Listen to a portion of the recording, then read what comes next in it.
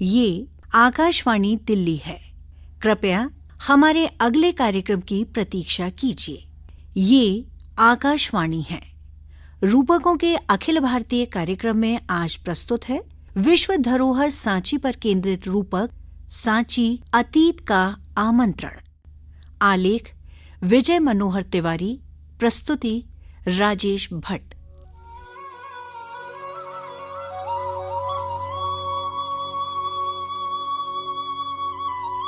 दिल्ली से मुंबई के बीच जब ट्रेनें मध्य प्रदेश की राजधानी भोपाल से होकर गुजरती हैं, तो एक छोटे से रेलवे स्टेशन के पार एक हरी भरी पहाड़ी पर कुछ ऐसा नजर आता है जो देश में कहीं और शायद ही नजर आए। हजारों मुसाफिर ट्रेन की खिड़कियों से झांककर 2000 साल पुरानी इस विरासत को निहारते हुए जाते हैं। ये जगह है भोपाल से 50 किलोमीटर दूर सांची, और चलती ट्रेनों से जो शानदार झलक नजर आती है वो है मगध के महान मौर्य सम्राट अशोक की बेमिसाल यादगार, दुनिया भर में मशहूर सांची के स्तूप।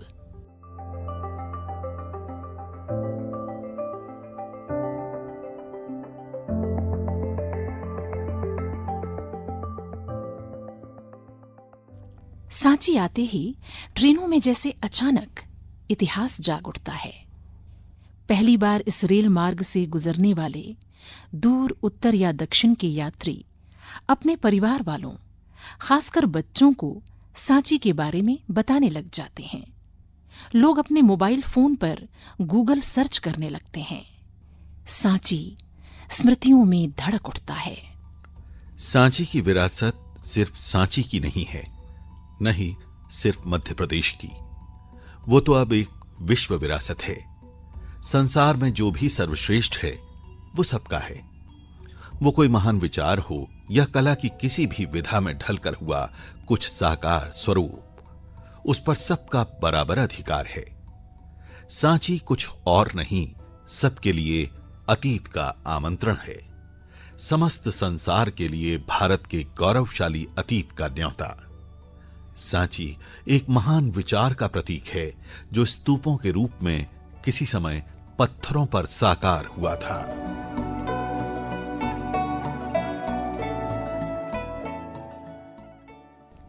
जब सांची की पहाड़ी पर स्तूपों के निर्माण के लिए कुशल शिल्पियों के समूह आकर जुटे, तब के मानचित्र पर अखंड भारत की जगमगाहट थी। उत्तर में आज के अफगानिस्तान के बामियान से लेकर दक्षिण में आंध्र प्रदेश के विशाखापट्टनम के समुद्री तटों तक गौतम बुद्ध के विचार बीज वट वृक्ष के रूप में फैल रहे थे।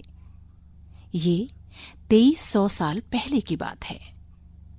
मगध साम्राज्य की राजधानी पाटलिपुत्र थी और आज के 3 खंडों में विभाजित भारत का अधिकांश हिस्सा उनके साम्राज्य की सीमा रेखाओं में समाहित था। सांची का संबंध सम्राट अशोक से तब का है जब वे मगध के सम्राट नहीं बने थे। वे अपने पिता सम्राट बिंदुसार के समय अवंती के राज्यपाल के रूप में उज्जैन में नियुक्त थे और सांची के पास स्थित प्राचीन नगर विदिशा की एक कन्या से उनका विवाह हुआ था। सम्राट के रूप में पाटलिपुत्र में राज्याभिषेक होने के बाद भी इस क्षेत्र के साथ उनका संबंध अटूट रहा। साम्राज्य आते रहे, जाते रहे। पाटलिपुत्र का वैभव भी एक दिन सदा के लिए अतीत की स्मृति बन गया। नए राज्य और नई राजधानियां अस्तित्व में आती गईं। भारत विदेशी आक्रांताओं की जकड़न में अपने लंबे अंधकारमय मध्यकाल से गुजरते हुए आधुनिक विश्व की ओर चला आया।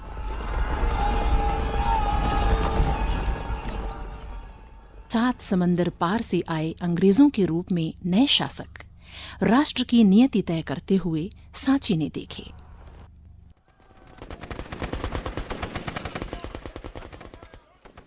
इसी दौरान जनरल हेनरी टेलर नाम का एक फौजी अफसर जब अपनी टुकड़ी के साथ सांची के पास से गुजरा तो सांची का खोया हुआ वैभव सदियों बाद सन 1818 में दुनिया के सामने आया। मेजर जनरल कनिंघम जो कि भारतीय पुरातत्व सर्वेक्षण के पहले महानिदेशक थे, उन्होंने उस स्थल को देखा और आश्चर्य किया कि इतना महत्वपूर्ण स्थान यहाँ भोपाल के पास है। तो उन्होंने उसका विस्तृत अध्ययन, सर्वे किया, उत्खनन किया और वहाँ के बारे में प्रकाशन भी किया है। पुरातत्वविद डॉक्टर नारायण व्यास, उनकी एक जो पुस्तक है बेलसा टॉप्स के बारे में, जो इसी के ऊपर लिखी हुई है कि सांची के आसपास के बौद्ध स्मारक और विशेष रूप से सांची के, जब ये उल्लेख मिलते हैं बौद्ध साहित्य में और यहाँ ऐसे प्रमाण मिलते हैं, उससे ऐसा ज्ञात होता है कि सम्राट अशोक सम्राट बनने से पहले इस क्षेत्र में राज्यपाल था बिंदुसार के समय में, और उस समय उसके पश्चात जब कलिंग युद्ध हुआ तो उसने बौद्ध धर्म स्वीकार किया। और उनकी पत्नी जो थी वो विदिशा की रहने वाली थी, उसका नाम देवी था। उसके कहने पर उसने यहाँ स्तूप बनवाया। और ऐसा कहा जाता है कि स्तूप जब बौद्ध धर्म जब स्वीकार किया तो पूरे देश भर में 84,000 स्तूप बनवाए। लेकिन ये सबसे प्रमुख इसलिए माना जाता है कि बौद्ध धर्म का प्रसार जो विश्व में हुआ है वो सांची से ही हुआ है। उनके पुत्र महेंद्र और संघमित्रा दोनों ही सांची से बोधि वृक्ष लेकर श्रीलंका गए और उस वृक्ष को वहाँ लगाया और बौद्ध धर्म का प्रचार किया।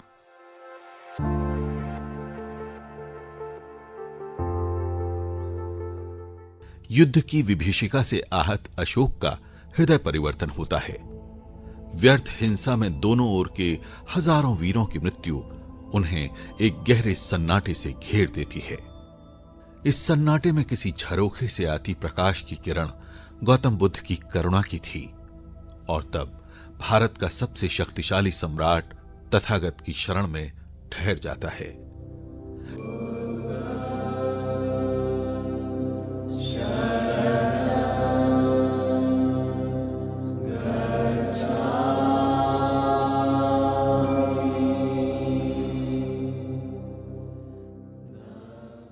यह घटना भारतीय इतिहास का एक महत्वपूर्ण मोड़ है। एक ऐसा मोड़ जब एक महान सम्राट राष्ट्र की अमर स्मृतियों में अंकित हो गया। और तब वो शांति और करुणा मौर्यों का राज्याश्रय पाकर विविध रूपाकारों में प्रकट होने लगी। अशोक के स्पर्श से राज्य की समस्त शक्ति सृजन में बहने को आतुर हो उठी। राज्यों की सीमाओं के विस्तार के लिए अकारण युद्धों से मुक्त एक साम्राज्य ने अपनी शक्ति भारत को भारतीयता से सिंचित करने में लगा दी। तब हजारों मील दूर बामियान की पथरीली चट्टानों तक बुद्ध ने वो आकार लिया जिसे देखकर 2000 साल बाद भी दुनिया दांतों तले उंगली दबाने को विवश हुई। दो रूप में बौद्ध धर्म का मैंने प्रसार देखा अपने अध्ययन में। एक है शासकीय दृष्टि से और एक है अध्ययन की दृष्टि से। सांची बौद्ध भारतीय ज्ञान अध्ययन विश्वविद्यालय की कुलपति डॉक्टर नीरजा गुप्ता। शासकीय दृष्टि से देखते हैं तो श्रीलंका होता हुआ ये पूर्वी एशियाई देशों में गया। अध्ययन की दृष्टि से देखते हैं तो तिब्बत है, लेह है, लद्दाख है, वहाँ से चीन होता हुआ ये निकट के देशों में पहुँचता है। जो मिलन बिंदु है वो कोरिया है। कोरिया तक पहुँचते पहुँचते नीचे से दक्षिण से ऊपर गया तो शासकीय, और चीन से आया तो आध्यात्मिक या अध्ययन केंद्रित बौद्ध धर्म हमें देखने को मिलता है। दोनों तरह की प्रक्रियाएं इसमें सम्मिलित हैं। एक प्रक्रिया वो है जो हमें मोक्ष की तरफ ले जाने के लिए प्रेरित करती है, इसलिए बौद्ध धर्म का इतना महत्व है या उसको इतना अंगीकार किया गया। दूसरी बात ये भी है कि बौद्ध धर्म कुछ उन धर्मों के सामने इस तरह टिका जो बर्बर थे, नृशंस थे। वहाँ बौद्ध धर्म एक शांति का संदेश लेके गया। तो जो लामा पद्धति है या जो मोनास्ट्री है, स्तूप है, विपस्सना है, ये सब जितनी भी तरह के इसके मोडालिटीज़ हैं, इन मोडालिटीज़ ने एक ठहराव दिया। सांची को तो सम्राट की विशेष कृपा का केंद्र होना ही था। गौतम बुद्ध के शिष्यों के अवशेषों पर स्तूपों के निर्माण ने इस पूरे भूभाग को बुद्ध विचार का सक्रिय केंद्र बना दिया। सम्राट अशोक के अवसान के बाद मौर्यों के साम्राज्य में शुंग सम्राटों की सत्ता कायम हो गई, किंतु सांची के निर्माण कार्य प्रगति पर बने रहे और अंततः एक विशाल बौद्ध मठ स्थापित किया गया।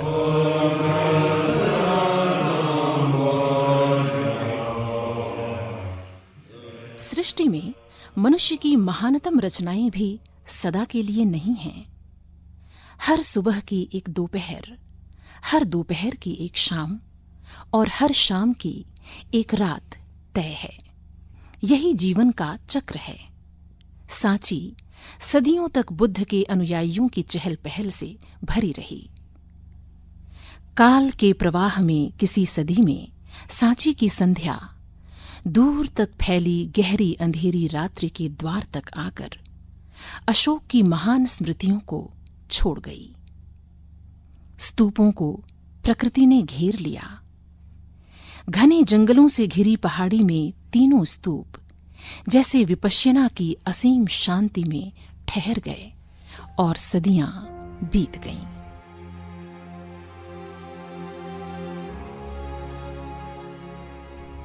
सांची में बोधगया, सारनाथ, श्रावस्ती, कपिलवस्तु, कौशाम्बी और कुशीनगर जैसे समृद्ध और प्रसिद्ध स्थानों से जुड़ी अनेक कथाएं ही नहीं हैं, बल्कि पत्थरों पर इनके जीवंत चित्रण उस समय के भारत की समृद्ध जीवन शैली को भी दर्शाते हैं। वस्त्र, आभूषण, केश सज्जा, पगड़ी, मुकुट, चरण पादुकाएं, सुसज्जित रथ, महल और राजमार्ग क्या नहीं है। आनंद नाम के एक आर्किटेक्ट थे, स्थपति थे। उनके मार्गदर्शन में 4 द्वार बने हैं जो 4 दिशाओं को इंगित करते हैं, पूर्व, पश्चिम, उत्तर, दक्षिण। पुरातत्वविद डॉक्टर नारायण व्यास। तो सभी द्वारों के अंदर हम जब देखते हैं तो बौद्ध कला के अवशेष मिलते हैं, हीनयान कला के, जिसमें बुद्ध के जीवन चरित्र के बारे में है, उनके चमत्कार है और तत्कालीन जनजीवन की झांकी मिलती है। किस प्रकार पहनावा था, खान पान, रहन सहन था, ये सब स्थापत्य है उस समय का था, वो हमें इसमें देखने को मिलता है। तो यहाँ गौतम बुद्ध के जो कहते जातक कथाएं मानी जाती है, तो बोधिसत्व पहले रूप था और आखिरी में जो स्वरूप जो बुद्ध का हुआ उसके पहले जितने भी थे जातक कथाएं हैं। लगभग 545 जातक कथाएं हैं जो बौद्ध साहित्य में मिलती है। तो सांची में केवल हमें 5 जातक कथाएं देखने को मिलती है, जिसमें सिद्धांत जातक है, महाकपि जातक है, वेशंतर जातक है, अलम्बुस जातक है। उसमें बुद्ध के विभिन्न स्वरूप बताए हैं, किस किस रूप में थे, वो कैसे उन्होंने जनता का उद्धार किया, जो उनके प्रजापालक थे उनको कैसे उन्होंने मनाया, उनको कैसे उनको सुरक्षा प्रदान करी, ये जातक कथाओं में बताया जाता है। और अंत में उनके त्याग की कहानी बताते हैं। जैसे सिद्धांत जातक है, उसमें 6 दांत वाले हाथी हैं, उसका कैसे त्याग किया उन्होंने। वेशंतर जातक में ये महाकपि जातक में भी कैसे उनका देहावसान होता है, त्याग अपने लोगों के लिए करते हैं, वो सब चीजें इसमें देखने को मिलते हैं।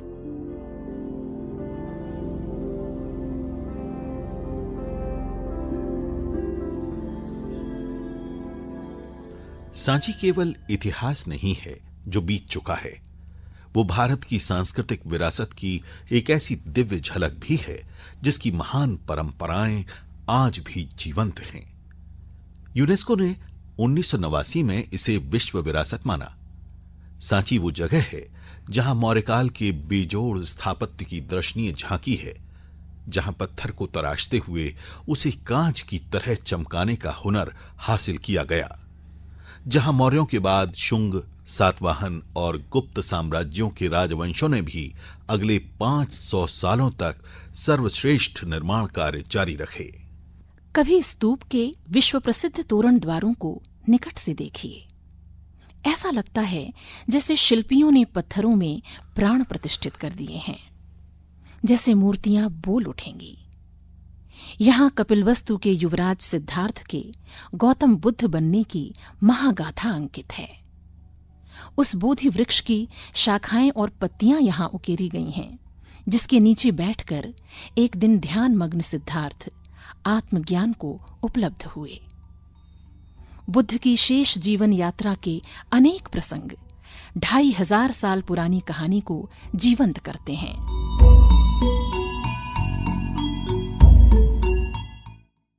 यह तथ्य भी ज्ञात होता है कि सांची के तोरण के दोनों ओर बहुत सुंदर उत्कीर्णन थे तथा बुद्ध के संपूर्ण चरित्र को यहाँ उकेरा गया था। ललित निबंधकार नर्मदा प्रसाद उपाध्याय। तोरण 1ली शताब्दी ईसा पूर्व में सातवाहनों के काल में बने।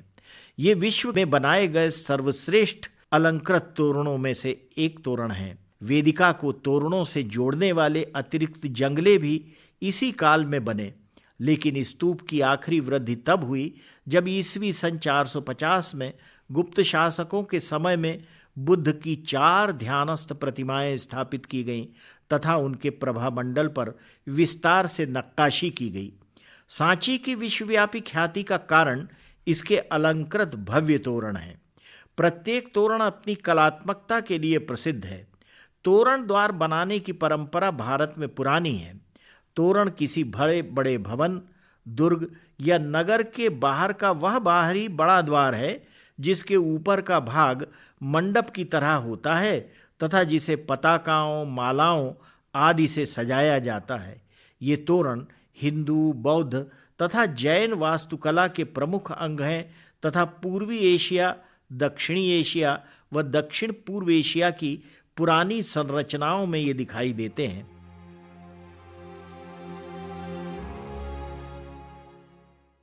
सांची के इसी मूल भाव को दृष्टिगत रखते हुए शिक्षा के एक केंद्र की जरूरत रेखांकित की गई।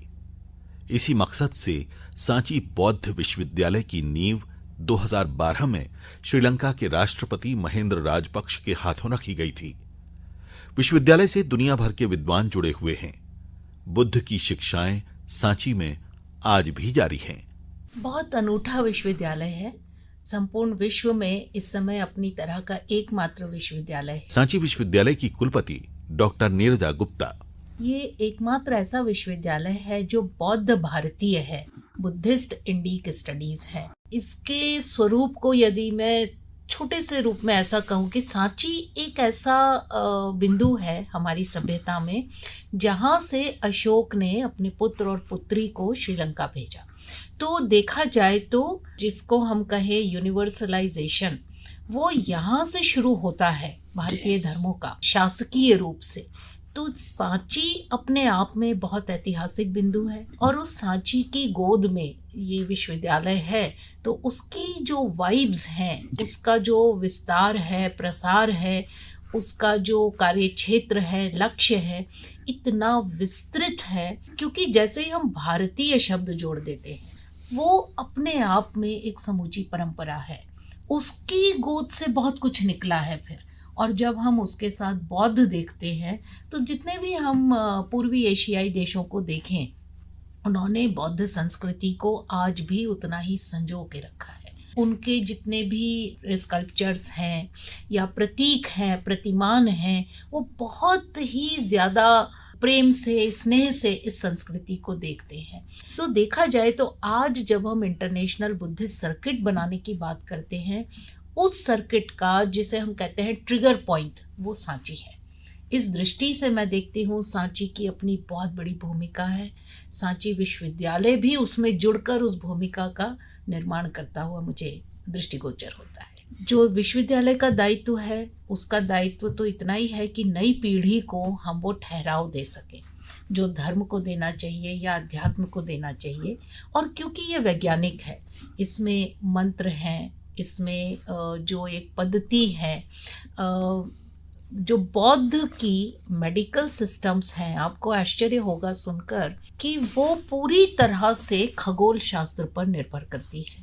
यानी किसी को कोई रोग हुआ है तो उस रोगी को उसके जन्म पत्री देखकर, नक्षत्रों के प्रभाव देखकर वो औषधि न सिर्फ चंद्रमा के अनुसार बोई जाती है बल्कि काटी भी चंद्रमा की दिशा में जाती है। बहुत बड़ा वैज्ञानिकता है जिसमें अध्यात्म केंद्र में है। और ऐसे आयुर्वेद संस्थान, ऐसे मेडिकल संस्थान लेह में हैं, लद्दाख में कई जगह हैं, तिब्बत में तो हैं ही, जिसे हम तिब्बती मेडिकल सिस्टम कहते हैं।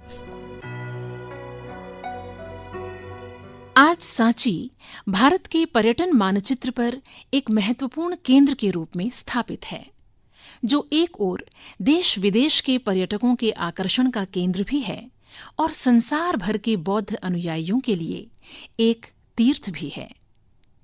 भारतीय पुरातत्व सर्वेक्षण भोपाल मंडल के अधीक्षण पुरातत्वविद डॉक्टर पीयूष भट्ट। सांची बौद्ध धर्म का एक सांस्कृतिक स्थल रहा है और यहाँ पर जो मॉन्यूमेंट जो बने गए हैं, जैसे स्तूपा नंबर 1 को हम लेंगे, बहुत विशाल है, बहुत सुंदर है। उसमें जो चारों तरफ तोरण बने हुए हैं उनमें महात्मा बुद्ध के जीवन से संबंधित सारी जानकारी दी गई हैं। स्कल्पचर के रूप में, और जातक कथाओं का अंकन है। और इतना माइन्यूटली अंकन है कि जब आप उनको देखते हैं तो अब देखकर आप दंग रह जाते हैं कि आज से 1500 साल पहले इस तरीके की कलाकारी भी मौजूद थी। पर्यटक देखते हैं stupa number 1, stupa number 2, stupa number 3, उसके अलावा विहार हैं, चैत्यगृह हैं, और गुप्त पीरियड में यहाँ पर मंदिरों का निर्माण हुआ। विकास का जो चरण है वो यहीं से शुरू होता है।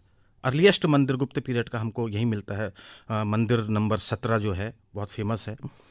और इसके अलावा यहाँ पर रॉक कट टैंक का निर्माण किया था, क्योंकि पानी की कमी थी। एक हिल पर ये है तो उस समय पानी को ये लोग स्टोर करते थे, रिजर्वायर बनाया है, वो बहुत देखने लायक है। जहाँ तक पर्यटकों की सुविधाओं का सवाल है, सबसे पहले तो मैं बताऊंगा कि ये एक टिकटेड मॉन्यूमेंट है जहाँ टिकट लगता है, और उसके अलावा उनको आने जाने की पूरी सुविधा। वहाँ पर जो रोड है वहाँ बिल्कुल मॉन्यूमेंट तक कोई अपनी व्हीकल से आना चाहते हैं तो पूरा मॉन्यूमेंट तक आते हैं। वहाँ पर पार्किंग सुविधा है, और हम लोगों ने व्हील चेयर की भी वहाँ पे रखा है कि अगर कोई चल नहीं सकता है तो व्हील चेयर उनको मिल जाए। उसके अलावा शुद्ध उनको पानी की व्यवस्था, ड्रिंकिंग वाटर, हम लोगों ने आरओ वहाँ पर प्लांट लगे हुए हैं। टॉयलेट फैसिलिटीज़ उनको पूरी वहाँ पर है। साफ़ सफाई का पूरा ध्यान रखा जाता है। तो वहाँ पर खाने पीने की व्यवस्था टूरिस्ट को मिलती है। ठहरने के लिए भी वहाँ पर जो मध्य प्रदेश पर्यटन बोर्ड है उनके वहाँ पर होटल्स हैं। वहाँ पर बुद्धिस्ट सोसाइटी के होटल्स हैं। जो भी पर्यटक आते हैं पे उनको रुकने के लिए कोई प्रॉब्लम नहीं है। और इसके अलावा जो बाहर के जो आते हैं, जैसे श्रीलंका के बहुत सारे पर्यटक आते हैं तो वो लोग वहाँ पर रुकते हैं। तो यहाँ पे इस तरीके से यहाँ पे सारी सुविधाएं मौजूद है जो कि एक वर्ल्ड हेरिटेज साइट के लिए होनी चाहिए।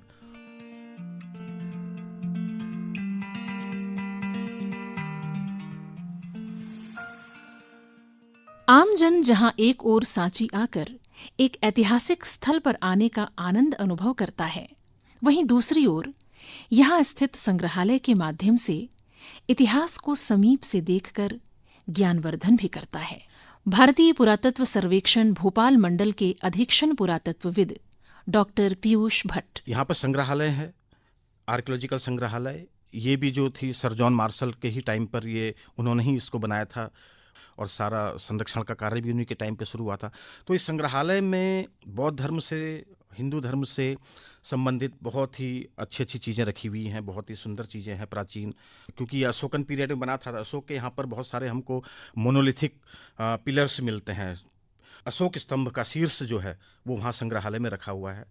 उसके अलावा वहाँ पर जो खुदाई में जितनी भी एंटिक्विटी, जितने भी पुरावशेष वहाँ से निकले हैं वो सारे के सारे संग्रहालय में रखे हुए हैं।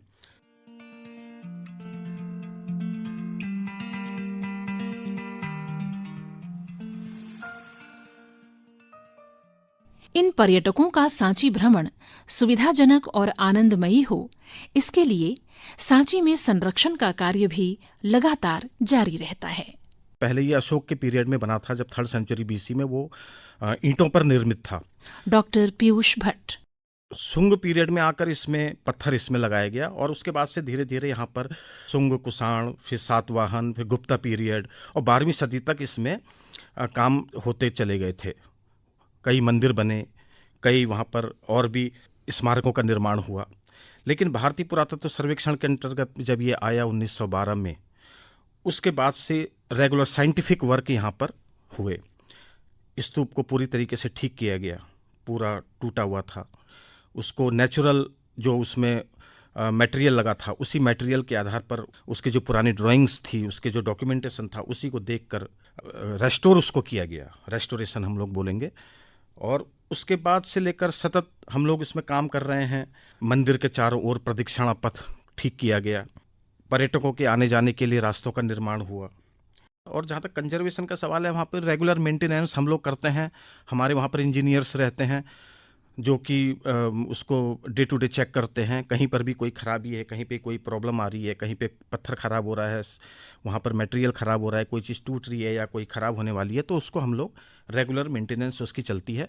और आज की डेट पे सांची जो है एक बहुत ही सुंदर स्थल के रूप में विकसित हो चुका है। पूरा इसका संरक्षण का कार्य पर यहाँ पर हम लोग कर रहे हैं।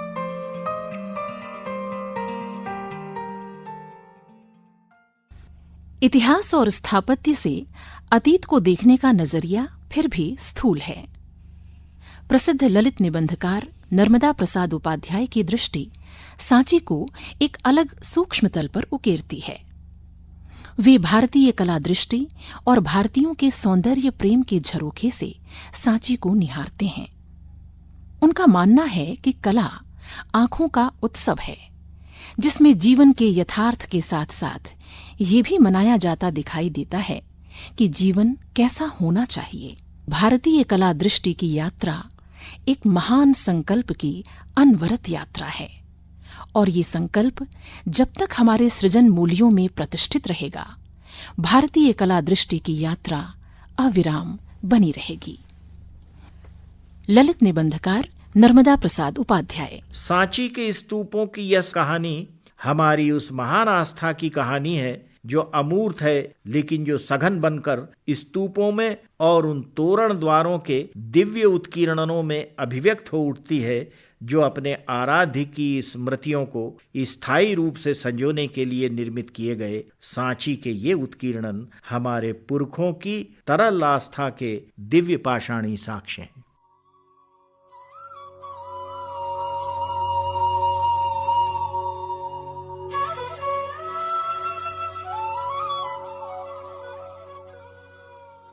सांची भारत के उत्थान और पतन का मूक साक्षी है। सांची ने जंगलों में खोकर चुपचाप भारत की गुलाम सदियों को देखा और फिर किसी योग से आधुनिक विश्व के सामने आ गया। सांची भारत की आध्यात्मिक आत्मा का शाश्वत आलोक है, जो किसी समय गौतम बुद्ध के भीतर प्रकाशित हुआ और कल्पनाशील स्थापत्यकारों ने जिसे पहाड़ी पर मूर्तिमंत कर दिया।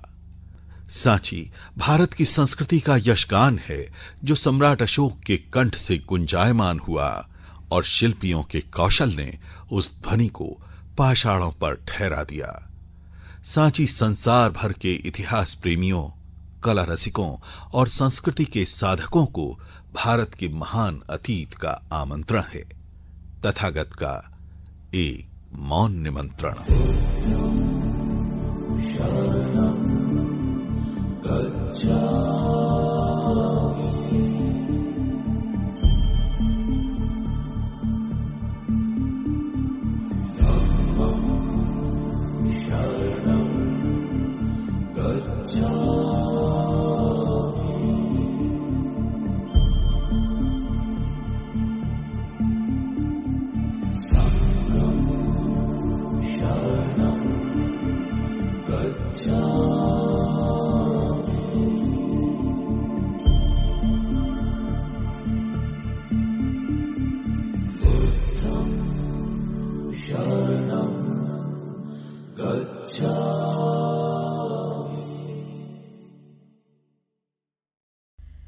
सांची अतीत का आमंत्रण। रूपकों के अखिल भारतीय कार्यक्रम में विश्व धरोहर सांची पर केंद्रित ये रूपक अभी आपने सुना। आलेख विजय मनोहर तिवारी, वाचन स्वर पदम भंडारी और सुनीता सिंह, प्रस्तुति सहयोग विक्रम कुमार रंजन, प्रस्तुतकर्ता राजेश भट्ट। केंद्रीय हिंदी रूपक एकांश के लिए आकाशवाणी भोपाल द्वारा निर्मित ये कार्यक्रम आकाशवाणी दिल्ली से प्रसारित किया गया।